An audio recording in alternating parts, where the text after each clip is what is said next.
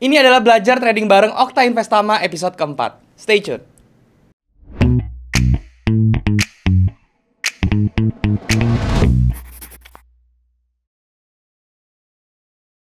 Halo guys, balik lagi sama gue Daryl di Distillery Channel. Dan hari kita akan melanjutkan series belajar trading bersama dengan Okta Investama episode keempat. Di episode pertama kemarin kita sudah belajar MetaTrader. Yang kedua kita belajar tentang analisa teknikal dan candlestick. Ketiga kita belajar trend. Yang keempat, hari ini gue akan sharing tentang yang namanya trading management. Oke, tapi sebelum itu gue mau ngingetin, trading forex itu merupakan instrumen yang sangat beresiko sehingga kalian harus mencari partner yang aman ya. So kalau misalnya kalian belum punya broker dan kalian pengen coba untuk trading forex, kalian bisa coba cek yang namanya Okta Investama Berjangka. Ini adalah perusahaan pialang berjangka yang sudah terdaftar dan juga diawasi berlisensi oleh Bapepti teman-teman ya, sehingga dari segi keamanannya ini sudah aman. Oke. Dan kalau misalnya kalian tertarik untuk menggali informasi lebih jauh tentang Okta Investama Berjangka, kalian tinggal klik aja link yang ada di description di bawah. Oke. Nah, hari ini gue akan belajar akan sharing maksudnya tentang trading management ya. Seperti yang kita tahu ya, kemarin kita sudah belajar teknik ya. Dan hari ini gue akan selipin yang namanya manajemen. Kenapa? Karena yang namanya manajemen itu sangat-sangat dibutuhkan kalau misalnya kalian mau mengembangkan equity atau kalian mau nge-growth, kalian punya modal sehingga itu bisa menjadi konsisten. Kalian butuh yang namanya manajemen. Manajemen ini merupakan tulang punggung juga dalam trading ya. Kalau misalnya kalian memiliki skill bagus atau teknik entry bagus, itu percuma kalau misalnya kalian memiliki manajemen yang jelek. Dan trading management ini juga sangat luas ya kupnya. Itu dibagi menjadi 3 bagian besar. Yang pertama itu tentunya money management, yang kedua juga itu risk management, dan yang ketiga emotional management. Semuanya itu nanti gue akan bahas teman-temannya satu-satu di dalam monitor supaya bisa lebih jelas. So tanpa berlama-lama lagi langsung saja kita ke monitor. Oke teman-teman, sekarang kita sudah ada di monitor lagi teman-teman ya. Dan hari ini sudah masuk ke episode 4 di trading bareng bersama dengan Okta Investama. Dan hari ini gue tidak akan membahas tentang teknik lagi atau tentang teknikal lagi ya. Gue akan bahas tentang yang namanya manajemen untuk pemula ya. Jadi gue akan bahas tentang trading management ya. Kenapa ini penting? Karena seperti kalian tahu ya, kalau misalnya trading management ini merupakan hal terpenting dalam trading untuk kalian bisa menjadi konsisten. Kalau misalnya kalian punya skill bagus tapi tanpa memiliki trading management yang bagus, itu hasilnya akan nihil sama sekali. Oke? Tapi sebelum gue mulai, gue mau disclaimer dulu teman-teman ya. Okta Investama ini adalah sebagai pendukung dari video ini adalah perusahaan pialang berjangka yang diawasi Bapepti dan juga sudah memiliki license dari Bapepti. Jadi ini aman ya. Kemudian pemilihan materi edukasi ini dibuat oleh saya sendiri, bukan dari Okta Investama Berjangka, dan materi yang disampaikan bersifat edukasi ya, bukan merupakan saran investasi atau memiliki tujuan tertentu atau tujuan investasi khusus gitu ya. Semuanya ini hanya pure edukasi. Contoh yang digunakan itu juga hanya ilustrasi dan bukan merupakan saran investasi. Oke? Okta Investama atau gue sendiri sebagai pembicara tidak memberikan jaminan apapun, representasi apapun, termasuk juga tidak terbatas pada akurasi, kelengkapan, produk yang diperjualbelikan atau kesesuaian untuk tujuan tertentu ya, seperti dari informasi atau untuk hasil yang diperoleh setiap orang dari pengguna informasi atau instrumen keuangan disebut di materi edukasi. Jadi ini nggak ada mengandung benefit atau apapun ya, ini hanya pure edukasi. Seluruh bentuk harga yang ada di materi tidak mencerminkan harga pasar terkini, melainkan digunakan hanya untuk sebagai pendukung materi. Transaksi di perdagangan berjangka memiliki resiko potensi yang sama antara kerugian dan keuntungan, sehingga kalian sebagai investor tuh harus tahu resikonya, dan ini merupakan tanggung jawab masing-masing dari investor atau trader. Oke? Nah, teman-teman, hari ini kita langsung saja ngomongin tentang trading management. Apa itu trading management? Trading management ini adalah hal penting yang wajib dikuasai oleh investor atau trader.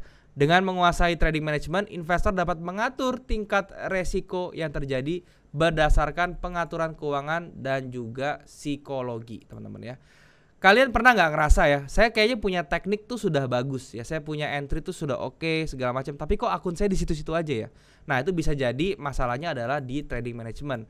Trading management itu sebenarnya nggak cuman money management ya, tapi ada beberapa hal wajib dalam trading management yang harus kalian perhatikan. Yang pertama itu adalah trading plan ya. Sebelum melakukan transaksi, sebaiknya kita membuat rencana trading terlebih dahulu agar keputusan yang diambil bersifat logis dan terarah. Kalian harus bertanya kepada diri kalian sendiri, apakah setiap kali trading kalian sudah membuat trading plan ya. Kalau misalnya kalian nggak tahu cara buat trading plan itu gampang ya. Kalian tinggal lihat ya, pertama kalian tinggal sebut aja pairnya apa ya. Misalnya XAU atau apa. Kemudian yang kedua posisinya apa. Apakah kalian mau buy atau sell. Terus kemudian kalian cek aja SL-nya di mana dan juga TP-nya di mana. Kemudian yang berikutnya itu adalah kalian tinggal tulis juga risk reward rasionya berapa ya. Dan kemudian yang terakhir kalian tinggal review saja sih sebenarnya. Ya ini sebenarnya gampang ya, buat trading plan tuh nggak susah. Asal kalian tuh mau ya. Terserah sih, kalau saya biasanya bikin trading plan tuh di kertas, saya tulis sendiri pakai pulpen, caranya masih old school teman-teman. Tapi kalau misalnya kalian mau pakai gadget, ya itu silahkan. Tapi kalau saya lebih nyaman ternyata ditulis ya, karena lebih berasa aja seperti itu.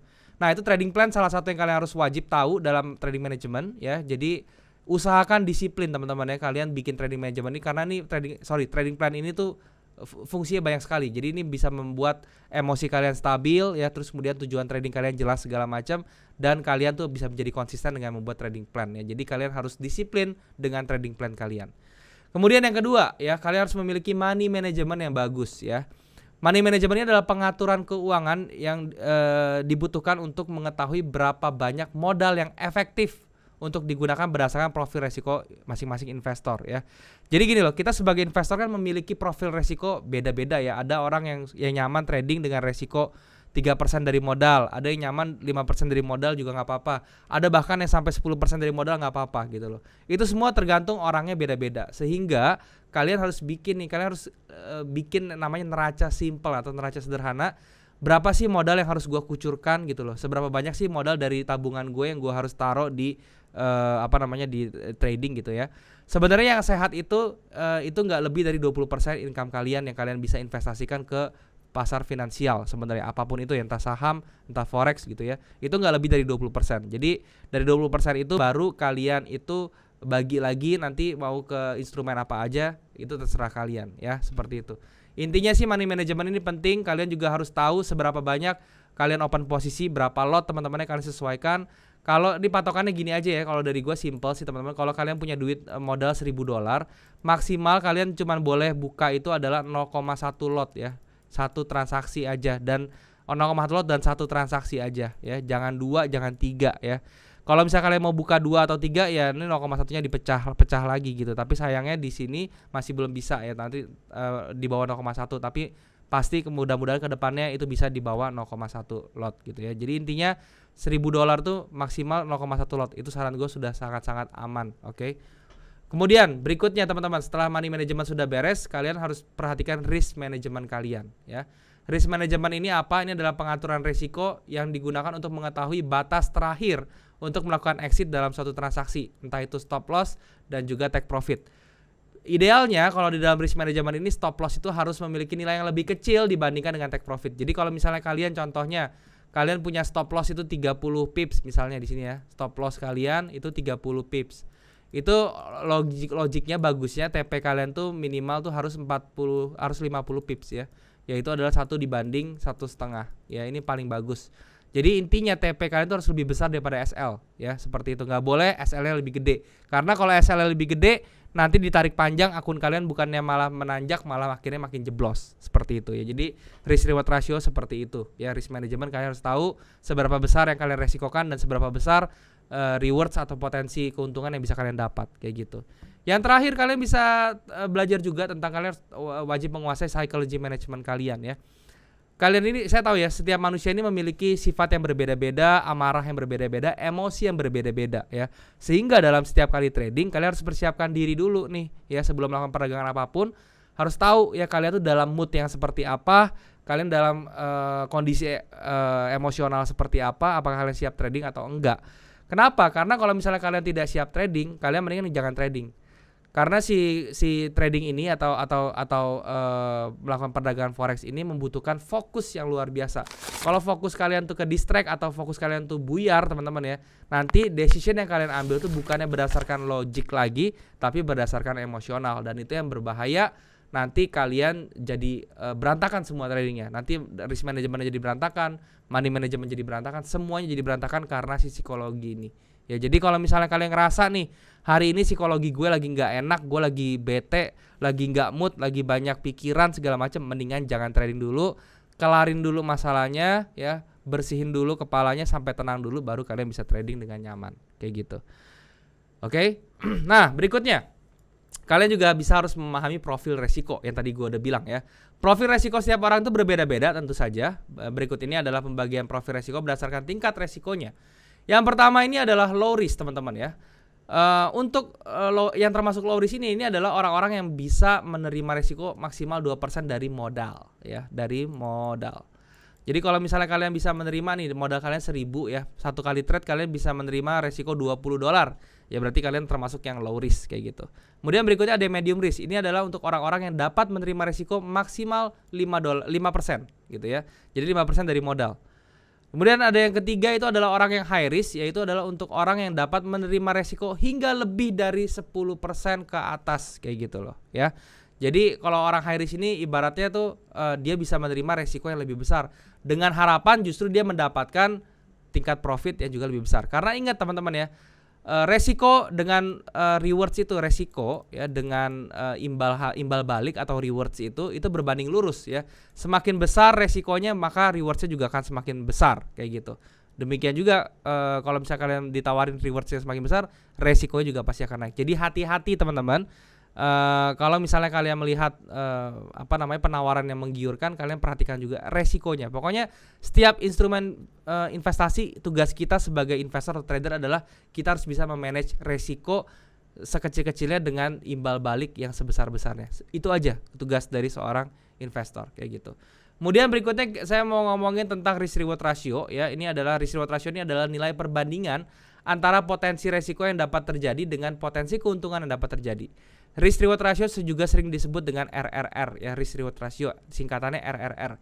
Perbandingan RRR yang digunakan adalah minimal 1 dibanding 1,5. Satunya resikonya, 1,5 rewardsnya. Seperti tadi gue bilang ya, kalau misalnya risknya itu 1 ya, misal stop loss kalian 50, ya berarti TP kalian itu harus minimal 75 karena 1 banding 1,5 kalinya kayak gitu ya.